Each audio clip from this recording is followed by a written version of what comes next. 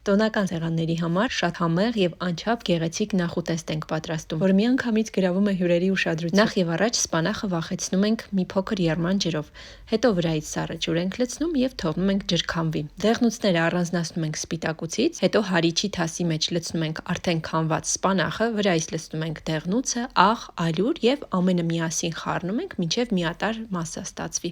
Հետո մի պտղունց աղի հետ հարում ենք նաեւ սպիտակուցը եւ այս երկուսը շատ նրբորեն միացնում ենք իրար, այսպես վերևից ներքև խառնելով։ Լցնում ենք ջեռոցի տապակի մեջ եւ թխում 180 աստիճանում մոտավորապես 10-12 րոպե։ Միջուկի համար օգտագործել ենք վիոլետ կաթնաշոռային պանիրները, որը պատրաստվում է բնական կովի կաթից։ Յուրահատուկ համային տեսականում մեջ յուրաքանչյուրը կգտնի իր համը։ Ռուլետը թխվել է, հեռացնում ենք յուղաթաղանթը, թողնում ենք հովանա, շրջում ենք գեղեցիկ երեսով դեպի ներքև, ամբողջ երեսով մեկ տարածում ենք պանիրը։ Ես վերցրել եմ սամիթի համով եւ սերուցքի համով պանիրներ։ Պանիրը հարթեցնում ենք, վրայից տեղավորում ենք կարմիր ձկան ֆիլե եւ սկսում ենք ռուլետանման փաթաթել։ Կիպ փաթաթում ենք, հետո տեղավորում ենք սառնանում գոնե կես ժամով։ Սառնանից հանելուց հետո կտրատում ենք մեզ հարմար չափերի, ես այսպես ռոլանման եմ կտրատել։ Կարելի է հենց այսպես էլ մատուցել, բայց ես նաև ձևավորում եմ սերուցքային պանրով, վրայից սև կունջութ եմ շաղ տալիս, մանր կտրատված կանաչ սոխ ու ռուլետը էլ ավելի տոնական է դառնում։ Պատրաստեք մեկ տեսակի նախուտեստ, բայց ընտրեք շատ որակյալ եւ թարմ մթերքներ,